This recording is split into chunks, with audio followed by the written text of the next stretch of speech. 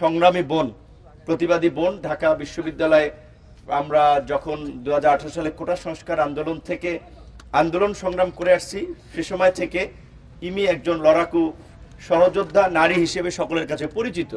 এবং 2019 সালে 28 বছর পর অনুষ্ঠিত ডাকসু নির্বাচনের হল সংসদে লড়াই করেই ভিপি নির্বাচিত হয়েছিলেন।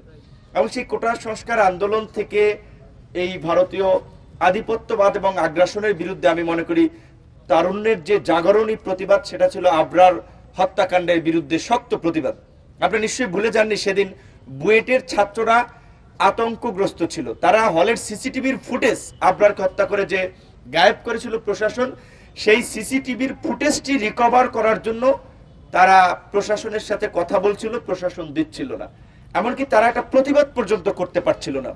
তখন এই ঢাকা বিশ্ববিদ্যালয় থেকে কিন্তু এই ইমি, উমামা, আরো অনেকে ছিলেন যারা মানে মেয়েদের মধ্যে আরো, এবং আমরা সহকর্মীরা আমরা মিছিল নিয়ে কিন্তু ওই বুয়েটের দিকে আমরা যাই, সমস্ত নেতৃবৃন্দ।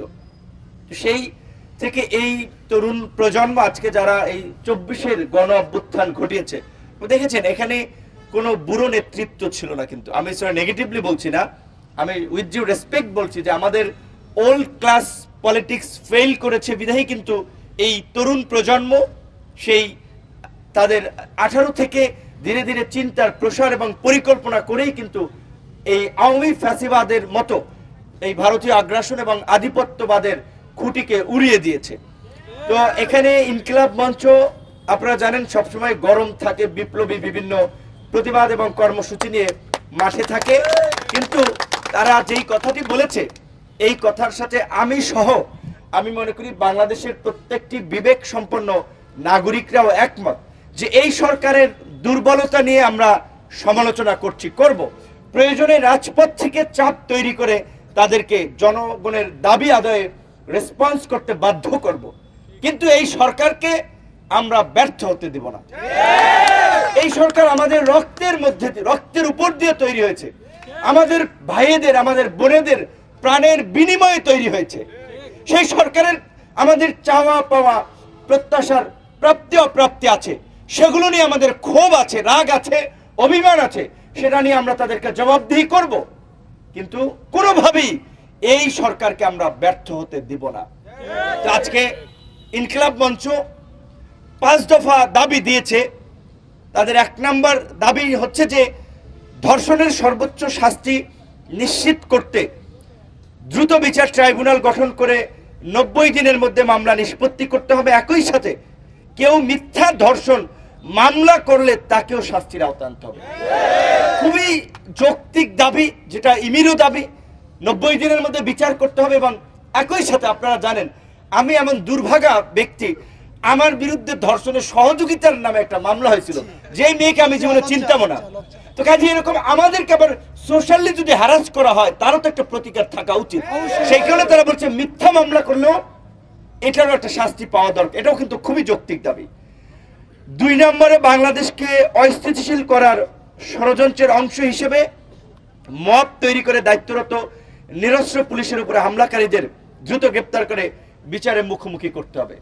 Any kind of mob justice should be strictly prohibited. একেবারে শক্তভাবে এখন একটা সরকার আছে, আমরা বলেছি আগে সরকার ছিল না, সরকার রেসপন্স করতে পারে নাই বিধায় আমরা আন্দোলন করে সরকারকে রেসপন্স করিয়েছি। 32 নম্বরে যে জনতার ক্ষোভ আপনারা দেখেছিলেন, এটাকে আবার আমরা একটা মব জাস্টিস হিসেবে ধরতে পারি না। এখানে জনগণের ঘৃণার ক্ষোভের একটা বহিঃপ্রকাশ, যে রাজনৈতিক যে কাল তারা নির্মাণ করতে চেয়েছিলেন শেখ মুজিবকে কেন্দ্র করে। অবশ্যই শেখ মুজিবুর রহমানের বাংলাদেশের ইতিহাসেও অবদান আছে, আবার তার ঘৃণিত কর্মকাণ্ডের জন্য তিনি নিন্দিত হয়েছেন। বোথ সাইড আছে। সেখানে জনগণের ক্ষোভের বহিঃপ্রকাশ, যে মুক্তিযুদ্ধের পরে স্বাধীনতোত্তর একটা ইউনাইটেড বাংলাদেশ গড়বেন সকলকে নিয়ে, কিন্তু তিনি মুক্তিযুদ্ধের সপক্ষের শক্তিকে বিভাজিত করে ইন্ডিয়ান হেজিমনি তৈরি করে এখানে একটা বাকশাল কায়েম করেছিলেন, যার ফল এই 75-এর ঘটনা আপনারা দেখেছেন। সেক্ষেত্রে মব তৈরি করে যদি রাষ্ট্রকে আমরা অকার্যকর করে দিতে চাই, আইন শৃঙ্খলা বাহিনীর মনোবল আমরা দুর্বল করে দিতে চাই, একজন পুলিশকে এইভাবে আমি দেখেছি। এটা আমি প্রকৃত ঘটনাটি এখনো ডিটেলস আমি জানি না, যেইটুকু দেখেছি সেইটুকুতে আমি এটা সমর্থন করতে পারি না। আপনি এইভাবে যদি আইন শৃঙ্খলা বাহিনী এমনিতেই ট্রমাটাইজ, বিকজ তাদেরকে যেভাবে ব্যবহার করা হয়েছে জনগণের বিরুদ্ধে, সমস্ত বাহিনীর সদস্যরা তো এখানে স্বতঃস্ফূর্তভাবে এই কাজে লিপ্ত হয় নাই। তাদের সিনিয়র অনেকে, এই হারুনের মতো, কাফির মতো, এই বেনজিরের মতো, হাবিব ডিএমপির কমিশনার যারা ছিল, এরকম কতিপয় কালপ্রিট তারা ব্যবহার করে পুরো প্রশাসনকে জনগণের বিরুদ্ধে লেলিয়ে দিয়েছিলেন। সেই কারণে আইন শৃঙ্খলা পরিস্থিতির এমনিতে একটা ভঙ্গুর অবস্থা। সেখানে এখন পুলিশ যদি দেখে যে রাস্তায় নাইমে এইভাবে মাইর খেতে হয় এখনো, তাহলে আপনি কিভাবে রাষ্ট্রের আইন শৃঙ্খলা পরিস্থিতি নিয়ন্ত্রণে আসবেন? যদিও এই কথাটা অনেকে ভাববে সরকারের দালালি করে। না ভাই, আমি সরকারের পার্ট না, সরকারের কাছ থেকে কোনো সুবিধা ভোগীয় ব্যক্তি না।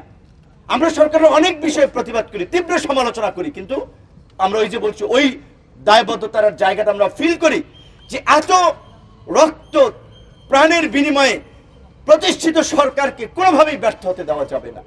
সেই কারণে আমরা বলি আইন শৃঙ্খলা পরিস্থিতি এই নিয়ন্ত্রণে আনতে হবে। তো 2 নম্বরে এই দাবি অবশ্যই যৌক্তিক, যে যারা এই পুলিশের উপরে আক্রমণ করেছে, এবং সেখানে আমি একই সাথে এটাও বলবো, পুলিশও যদি অতি উৎসাহী হয়ে কোনো নারীর গায়ে হাত দিয়ে থাকে, কাউকে আক্রমণ করে আগে অতি উৎসাহী হয়ে, সেটারও বিচার হতে হবে, একটা নিরপেক্ষ তদন্ত হবে। 3 নম্বরে অবিলম্বে শাপলার কসাই লাকি আক্তার ও তাদের রাষ্ট্রদ্রোহী দোসরদেরকে গ্রেপ্তার করে শাহবাগের 2013 সালের রাষ্ট্রবিরোধী সকল ষড়যন্ত্র উন্মোচন করতে হবে।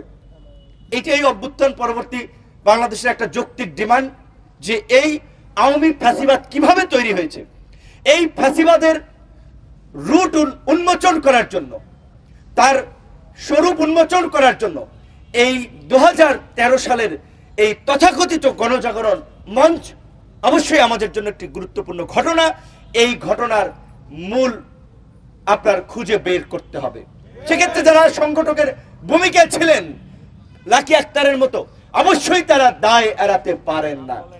আপনার নিশ্চয়ই মনে আছে সেই সময় আমার দেশ, পরে চেঞ্জ করেছে কিনা আমি জানি না, প্রথম কিন্তু লিড নিউজ করেছিল যে শাহবাগে ফাঁসিবাদের পদধ্বনি শোনা যায়। আমার দেশের সেই কথাটি আমাদের রাজনৈতিক বোদ্ধা অনেকে বুঝতে পারেন নাই, বুদ্ধিজীবীরাও অনেকে বুঝতে পারেন নাই। এমন অনেক গল্প শুনেছি, বড় বড় রাজনৈতিক দল অনেকে বলেছে এই শাহবাগে না গেলে আমাদের রাজনীতি থাকবে না, অথচ তাদের অনেক নেতা কর্মীকে অন্যায়ভাবে এই শাহবাগের মত তৈরি করে ফাঁসি দেওয়া হয়েছিল, বিচারের রায় পরিবর্তন করা হয়েছিল।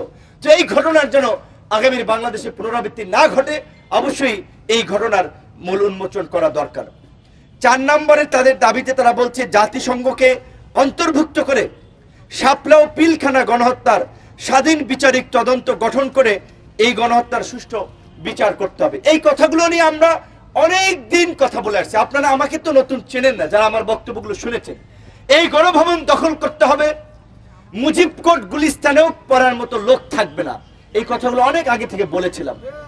আজকে এই যে আপনার জুলাই গণ অভ্যুত্থানকে কেন্দ্র করে ইতিমধ্যেই জাতিসংঘের ফ্যাক্ট ফাইন্ডিং কমিটি যে প্রতিবেদন দিয়েছে, এইটা আমাদের জন্য ঐতিহাসিক দলিল।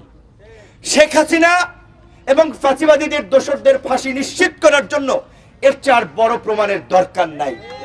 এটা আমরা বলি নাই, জাতিসংঘ বলেছে, জেনেভায় উত্থাপন করেছে। কিন্তু ওই যে বলছে এখানে সরকারকে আমাদের ধরতে হবে।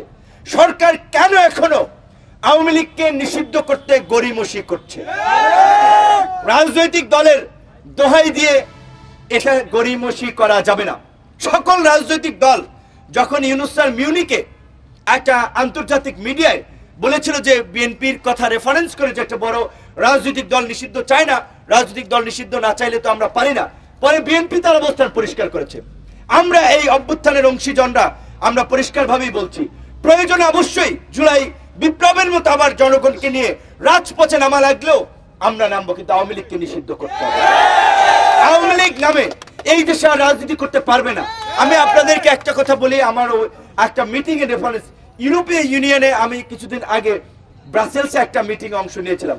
আমি তাদেরকে পরিষ্কার বলেছিলাম যে ইতালি কিংবা জার্মানি, তোমাদের ইউরোপের চেয়ে আমরা এতটা উদার নই, সেখানে নাৎসিরা মুসলিনের পার্টি নিষিদ্ধ হয়েছে না, সো ওয়াই তোমরা ইনক্লুসিভ পলিটিক্স এর নামে আওয়ামী লীগের পক্ষে ওকালতি করছে। এটা কিন্তু আমরা বলেছি পরিষ্কারভাবে, এবং আমরা বলেছি এইটা বাংলাদেশের জনগণ মানবে না। বাংলাদেশে ইনক্লুসিভ পলিটিক্স করতে এখনো বাম ডান অনেকে আছে, তারা করবে, কিন্তু গণহত্যার নেতৃত্ব দানকারী দল বাংলাদেশের স্বনামে রাজনীতি করতে পারবে না। সেক্ষেত্রে সরকারকে আমরা পদক্ষেপ নেওয়ার জন্য আহ্বান জানাবো, যেটা তাদের 5 নম্বর দাবিতে আছে, অবিলম্বে জুলাই গণহত্যা দৃশ্যমান বিচার কার্যক্রম শুরু করে গণহত্যাকারী দল আওয়ামী লীগকে নিষিদ্ধ করতে হবে। যেহেতু ইনকিলাব মঞ্চের এখানে অনেক মেধাবী তরুণরা আছে, তাদের বক্তব্য আমি শুনি। আমি কিন্তু বারবার বলেছিলাম যে এই একটা ট্রাইব্যুনাল, 10টা ট্রাইব্যুনাল গঠন করেন, দ্রুত সময়ের মধ্যে বিচার কার্যক্রম নিশ্চিত করেন, প্রয়োজনে 5টা ট্রাইব্যুনাল গঠন করেন।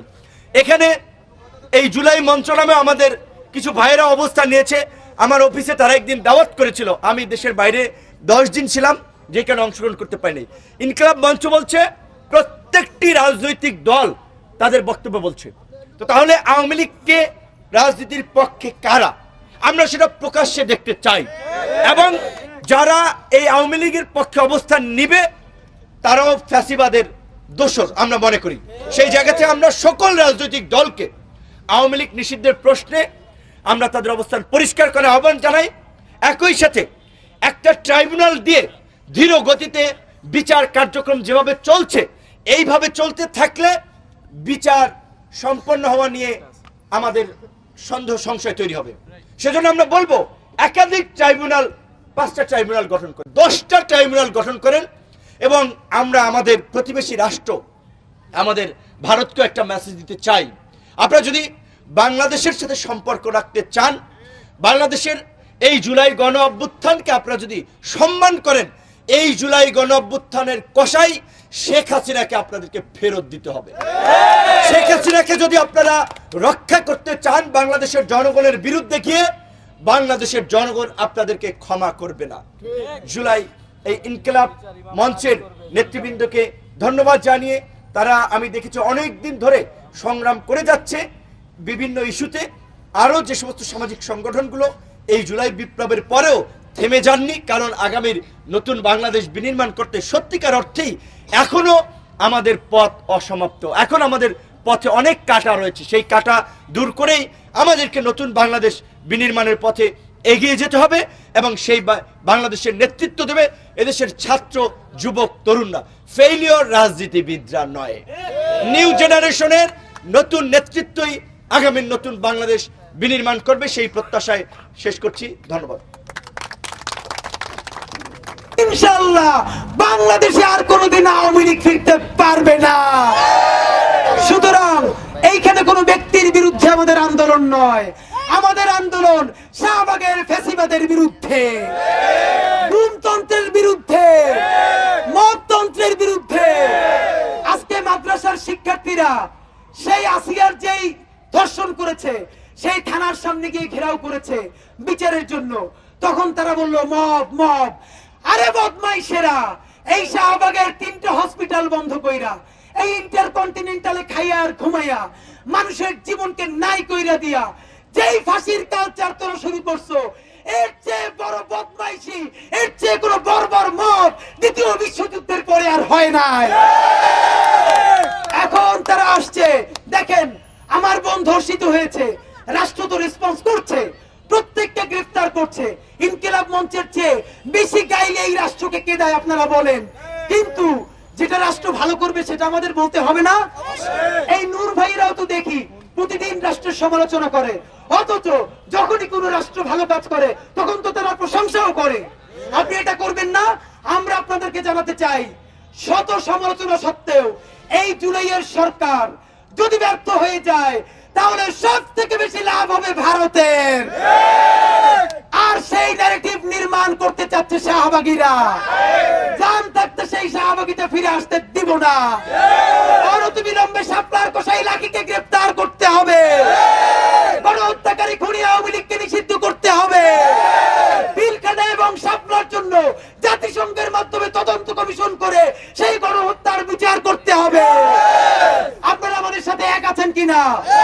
কতদিন না পর্যন্ত দাবি আদায় হবে, আমরা শাহবাগ ছাড়বো না। এই শাহবাগ আমরা কোনো মপতন্ত্রের মপ বদমাইশদেরকে কোন ফ্যাসিস্টদেরকে লেখা দেই নাই। তারা দখল করেছিল, আমরা এই শাহবাগকে ইনশাআল্লাহ পবিত্র করতে আসছি।